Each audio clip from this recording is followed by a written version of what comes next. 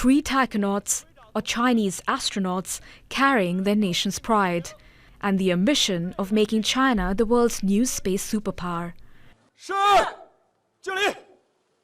They blasted off from the JIUQUAN Satellite Launch Center on the edge of the Gobi Desert, and in 15 minutes reached lower Earth orbit. The launch was broadcast live on state television, a sign of China's growing confidence in its technological might. The Long March 2FY-14 carrier rocket has accurately sent the Shenzhou 14 manned spacecraft to the designated orbit. The solar panels have stretched and operated normally. Now I announce the Shenzhou 14 manned spacecraft launch mission a success. The mission is full of symbolism. The 3 are part of China's second generation of astronauts. Liu Yang is among them. She was the first Chinese woman in space and is now making her return after 10 years. It gives me great pleasure to be able to grow up in this era, to integrate my personal dream with the interests of the whole country, and to be entrusted to complete the country's first manned manual rendezvous and docking mission.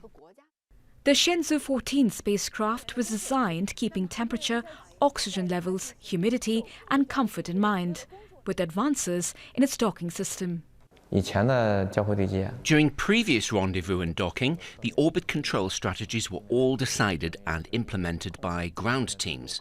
In the current fast automated rendezvous and docking, all the orbit control strategies are generated from calculations by the spacecraft and then independently implemented by the spaceship.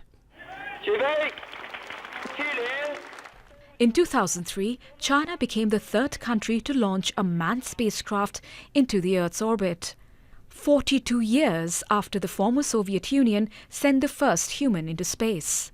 But since 2016, under President Xi Jinping, missions to the Moon and Mars have accelerated.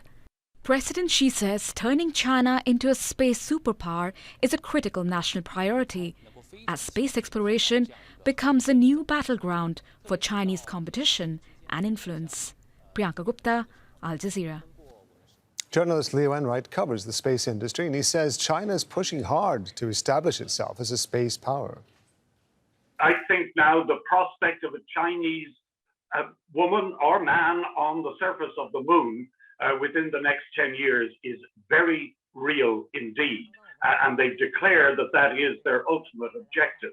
The speed with which they're building this space station is really extraordinary. There is nothing comparable in the history of spaceflight, and this must cause particular concern for the Russians, because we're now at the point where the Chinese appear to be overtaking the Russians as a big space power, and that will cause enormous consternation in Moscow. The Russians made absolutely clear and publicly that they were looking to the Chinese potentially as their new partners in space after the invasion of Ukraine, when all their Western partners pulled back decisively. Now we see the Chinese playing it very, very cautiously.